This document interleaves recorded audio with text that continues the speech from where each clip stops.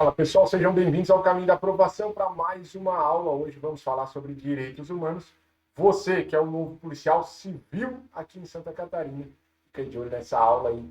A gente vai desenrolar os direitos humanos e fazer uma questão para afirmar o conhecimento. Vem conosco no Caminho da Aprovação.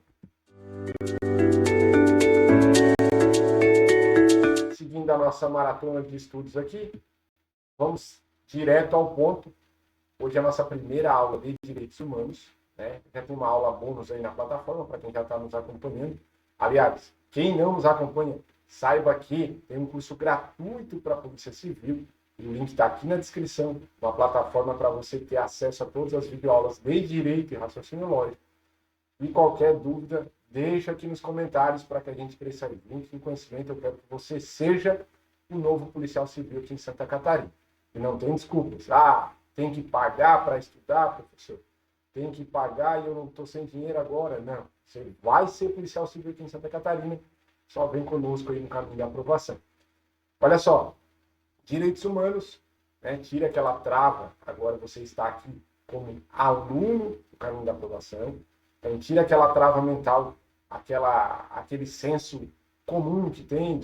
Direitos humanos é o direito do meliante, é o direito do delinquente, é o direito do malandro. Tem muitas dessas crenças que eu valido, também concordo, mas aqui a gente precisa se ater a colocar o X no lugar certo. E para colocar o X no lugar certo, a gente tem que aprender a matéria, entender a matéria e saber como ela é cobrada na prova. Então vamos lá. De onde nascem os direitos humanos? Quais são os fundamentos dos direitos humanos? Nós temos nessa linha de nascimento, de início, start inicial, 3 perspectivas onde a doutrina, os estudiosos do direito, entendem de onde tenha vindo os direitos humanos. A primeira perspectiva, está aparecendo na tela para vocês aqui, é a perspectiva religiosa. A segunda perspectiva é a perspectiva positivista. E a outra perspectiva é a perspectiva justnaturalista. A perspectiva religiosa fala que direitos humanos têm que existir porque é um mandamento de Deus. A perspectiva positivista fala que direitos humanos têm que estar positivado. Ele começou a existir a partir do momento que tiveram leis que falassem que isso é um direito do ser humano. E a perspectiva justnaturalista, de natural, diz que isso é natural ao ser humano. Todo mundo tem que ter direito humano, nasceu com o próprio ser humano, o nascimento do ser humano. Essas são as 3 perspectivas como a gente olha os direitos humanos segundo os doutrinadores. Isso é só para você ter um norte geral da geografia de direitos humanos. Não é muito cobrado nas provas. Agora, daqui para frente, você fica bem atento, porque eu vou começar a levantar alguns pontos bem interessantes. Quais são as diferenças entre princípios de direitos humanos e regras de direitos humanos? Qual é a diferença entre princípio e regra?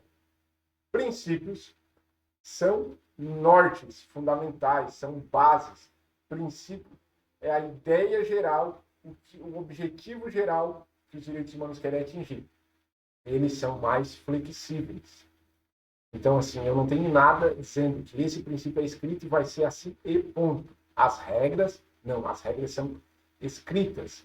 É uma lei, é uma portaria, uma normativa que diz isso é para ser assim. Isso é para ser dessa forma aqui. A regra, então, ela é rígida, ela é escrita, positivada. Os princípios são o espírito da coisa, como é para ser. Então, ele é mais flexível. A gente tem que trabalhar ele um pouquinho mais leve. Perfeito? Vamos seguindo na nossa matéria aqui. Aliás, aproveitando esse tempinho, dá um like aqui e se inscreve no canal para você estar recebendo nossos conteúdos gratuitos aí para estudar para os mais diversos concursos aí nas carreiras policiais, guardas municipais e quem gosta aí também da parte de matemática e raciocínio lógico, onde a gente tem alguns cursos muito bons. Olha só, voltando aqui para a nossa aula, a gente vai chegar a alguns princípios, agora que nós já sabemos a diferença entre princípios e regras, nós vamos chegar a alguns princípios-chave, alguns princípios norteadores, princípios base, aquele princípio que você vai olhar na prova e diz, esse eu tenho que saber o que significa, porque isso é a base, é onde se funda o direito humano. Então, os direitos humanos se fundam na dignidade da pessoa humana, na democracia e na razoabilidade / proporcionalidade. A razoabilidade e a proporcionalidade, elas trabalham juntas. Tá? O que quer dizer isso, Gustavo? Sempre que eu for ponderar alguma coisa, lembra que eu falei que ele é flexível? Os direitos humanos são flexíveis? Os princípios são flexíveis? Ele vai ter que trabalhar com uma margem para mais, margem para menos. Esses 3 princípios, eles norteiam essa margem. Então, eu sempre vou ter que ponderar a dignidade da pessoa humana, ou seja, é intrínseco ao ser humano a situação de dignidade, o mínimo de sobrevivência, o mínimo de proteção física, o mínimo de proteção psicológica. Então, isso é o princípio da dignidade da pessoa humana. A democracia significa que isso nasce do povo, é o povo que decide sobre como vai funcionar esses direitos humanos, eles vêm do povo, não é o povo que quem recebe os direitos humanos, é quem gera, é da sociedade que nasce, e através da democracia, através do voto, através das escolhas, a gente não vai entrar nos pormenores disso agora, é que se exterioriza esses direitos humanos. E o terceiro e importantíssimo princípio é a razoabilidade e a proporcionalidade. Olha só, toda decisão, todo ato do governo, ato dos representantes dos governos, todo ato tem que se basear numa razoabilidade, numa proporcionalidade. Ou seja, eu tenho alguns direitos a serem protegidos e eu tenho que pensar de uma maneira razoável para que eu consiga contemplar todos. Eu não posso nem ir ao extremo de um, nem ao extremo de outro. Eu tenho que contemplar todos visando a proteção da dignidade da pessoa humana, visando destacar os princípios básicos dos direitos humanos. Fechado? Seguindo a nossa batalha aqui, deixa eu passar eu aqui para o cantinho de baixo da tela, nós temos algumas terminologias que às vezes os alunos sentem dificuldade em assinalar o X no lugar certo lá na prova. Dentre as terminologias nós temos direitos humanos, direitos fundamentais e direitos do homem. Olha só, alguns doutrinadores têm entendimentos diferentes disso, a gente precisa ter uma base para colocar o X no lugar certo. Então a base eu vou te dar agora aqui, então tu presta atenção. Direitos humanos, para a maior parte, é aquilo que é positivado a nível internacional. E o que quer dizer positivado, Gustavo? É escrito. Então, por exemplo, a Convenção Americana de Direitos Humanos. Está escrito lá os direitos humanos. É na base jurídica internacional e está escrito. Fechado? Foi bola? Os direitos do homem, vamos lá para o último agora. Os direitos do homem, por sua vez, eles não são positivados. Eles se construíram ao longo dos tempos, eles têm a sua validade, mas eles não estão escritos em algum lugar. A gente sabe que é direito humano por aquele costume social que veio tornando aquilo habitual. Beleza?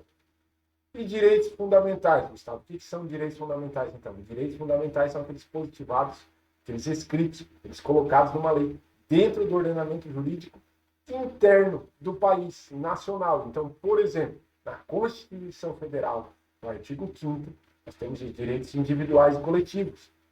Nós temos os direitos sociais, lá no artigo 6º.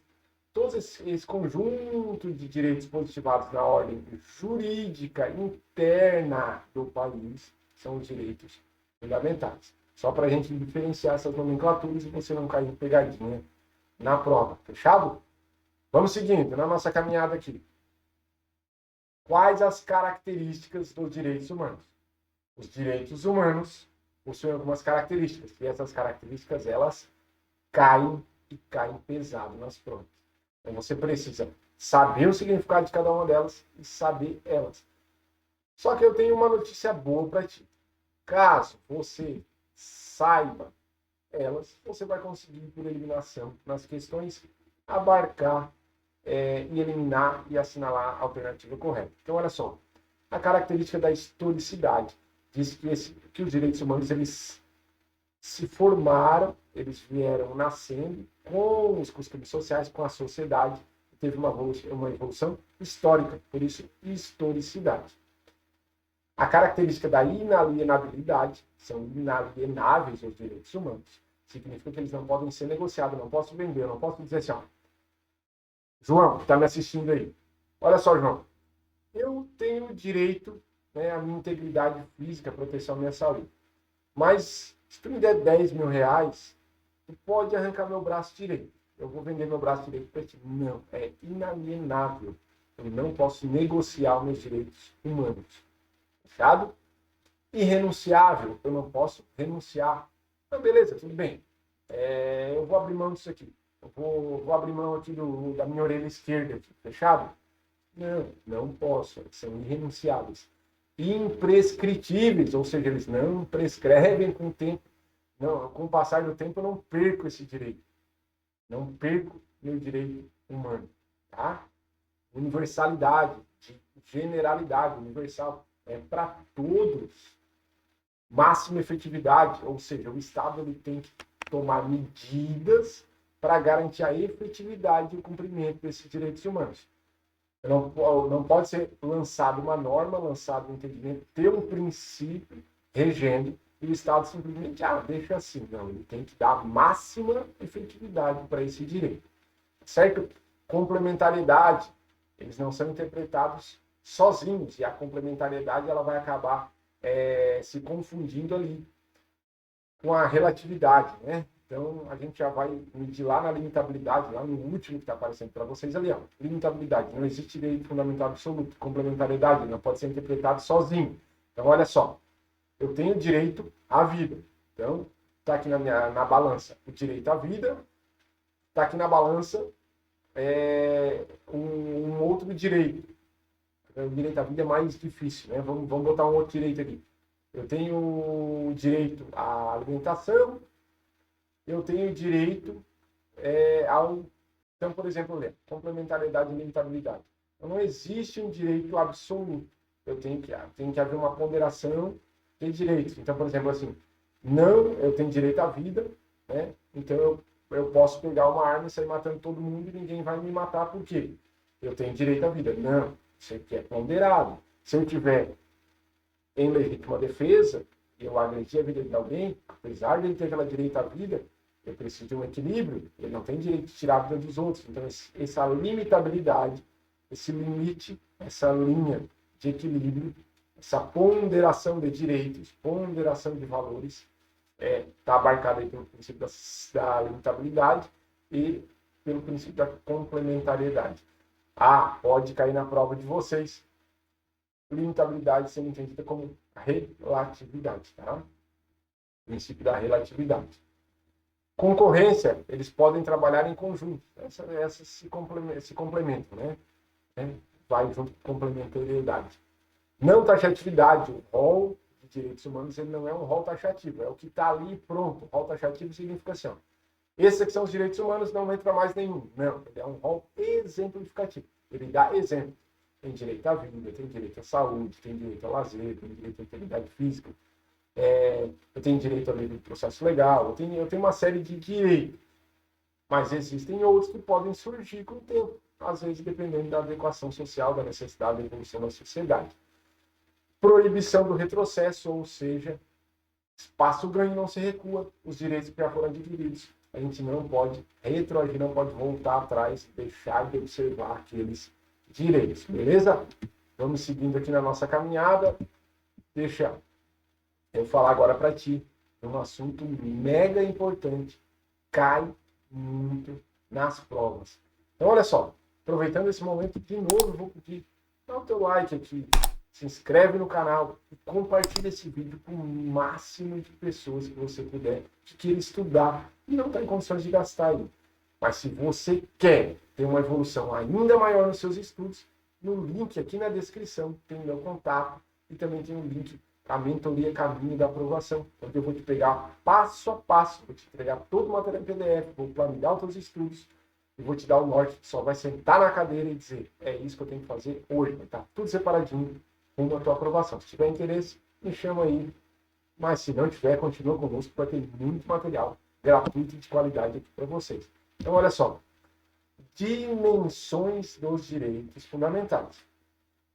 Dimensões também são por alguns doutrinadores chamados de geração. Então, tem dimensão, alguns da doutrina entendem como geração. Por que foi trocado o nome de geração para dimensão? Porque geração dava a ideia de ultrapassar. Esse direito de primeira geração veio de segunda geração, aquele de primeiro ficou defasado, obsoleto, sai fora, agora assume de segunda. E não é essa a ideia, por isso a doutrina tem entendido que ficou melhor a palavra dimensão. Então, dimensão significa que existem aqueles direitos, né? Só que agora eu coloquei uma outra gama de direitos e agora eles vão trabalhar juntos. Eu sempre agrego, não elimino nenhum deles. Então, olha lá. A primeira dimensão dos direitos humanos vai cair na tua prova. Trata sobre direitos de limitação negativa, prestação negativa do Estado. Ou seja, é aquela proibição. Estado, tu não pode bater nos outros. Estado, tu não pode tirar a vida. Estado, tu não pode fazer o que tu bem entender. Calma, Estado. Então aí cai na prova, anota. Anota agora no teu caderninho aí. Direitos civis e políticos. Direitos civis e políticos. Prestação negativa. Essa é a primeira dimensão dos direitos humanos. Fechado? E a segunda, Gustavo, qual é? A segunda dimensão são os direitos sociais e os direitos culturais. Sociais, culturais e econômicos. Direitos sociais, culturais e econômicos.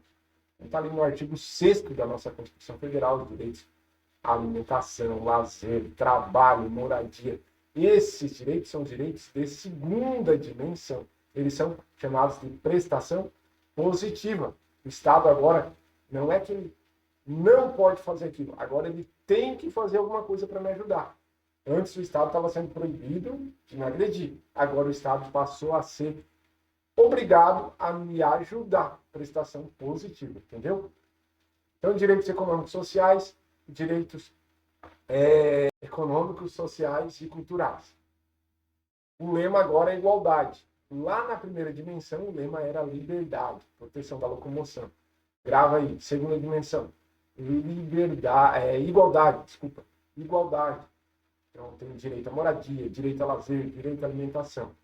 A nossa terceira dimensão, ela vai tratar, eu já limitei o Estado, impedi ele de fazer alguma coisa contra mim, eu já pedi para o Estado que faça alguma coisa por mim, e agora, na terceira dimensão, eu me preocupo com tudo. Então, aí começou a ter essa preocupação com o direito coletivo e difuso. Direitos de todo mundo, direitos coletivos e difusos. E aí a prestação também é uma prestação positiva, né? E o lema agora é fraternidade, é para todo mundo, é amor fraterno, é aquilo que é para todos, coletivo. Então tem primeira dimensão, liberdade, segunda, igualdade, terceira, fraternidade, que são os pilares lá da Revolução Francesa, que muito influenciou aqui nesse contexto que nós estamos estudando agora. Tá, Gustavo, mas eu estou vendo ali que existe a quarta e a quinta dimensão. Isso, com a evolução, a quarta dimensão surgiu para nós como sendo a proteção ao indivíduo, aos avanços da genética, com todo esse estudo que se tem sobre genética, tudo isso está na quarta dimensão de direitos humanos, e a quinta dimensão vem em relação ao mundo virtual e a defesa dos direitos no ambiente da internet. Tem várias doutrinas que diferem um pouquinho da quarta e quinta dimensão, já tem até sexta e outros estudos para mais à frente de outras dimensões. No entanto, essas 5 são as principais, o principal entendimento. E dessas 5 eu te digo, as 3 primeiras você tem que saber na ponta da língua. Fechado, policial civil? Olha só, vamos seguindo. Para finalizar a parte teórica dessa aula, nós vamos entrar agora em direitos humanos na Constituição Federal. Beleza, Gustavo. Então, teve um Tratado Internacional de Direitos Humanos e agora eu quero agregar ele no nosso ordenamento. Em que lugar da pirâmide ele fica? Ele manda na lei? Ele manda na Constituição? ele manda numa portaria, ele obedece à Constituição, ele obedece à lei, ele fica em que lugar nessa pirâmide?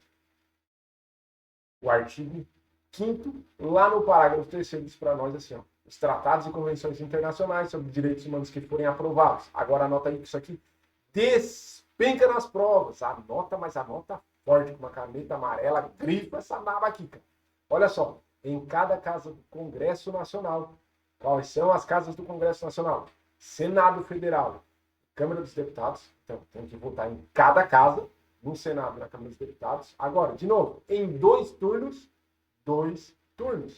por 3, as 2 casas do Congresso Nacional e aprovado por 3/5 dos membros. Se eu tiver esse rito que está descrito aqui, que eu acabei de ler com vocês, esses tratados internacionais de direitos humanos vão entrar na nossa normativa brasileira como emendas constitucionais equivalentes a emendas constitucionais e vão ter características de valor de Constituição Federal. Então vão estar acima de tudo a nossa Carta Magna, a nossa Lei Suprema. Fechado? Vamos agora resolver uma questão para afirmar o conhecimento. E você vê que realmente vale a pena a gente estudar e a gente vai assinar lá no lugar específico, tá? Depois que nós acertar, eu vou dizer de onde que eu tirei essa questão aqui para você. Então vamos treinar, olha lá. Em relação à afirmação histórica dos direitos humanos, viu que os itens subsequentes. Os direitos de terceira geração resultam da globalização dos direitos humanos e correspondem aos direitos de participação democrática, pluralismo, bioética e limites à manipulação genética. Terceira geração, é isso que a gente falou? Não, olha lá. Primeira geração, prestação negativa, protegendo a liberdade. Segunda geração, direitos econômicos, sociais e culturais, prestação positiva, são os direitos de igualdade. E a terceira geração é a fraternidade, direitos difusos e coletivos. Isso que ele está falando para nós aqui de manipulação genética, toda essa questão da genética, da bioética, tudo isso é protegido pelo direito de quarta geração, quarta dimensão. Então, isso aqui está para nós errado, a resposta correta, se ela tivesse quarta geração. Você sabe de onde você acertou essa questãozinha? Era uma questão para promotor de justiça. Então você pode ser policial civil. Confie em mim, vem no caminho da aprovação e acompanha nós nas redes sociais. Um abraço, até a próxima.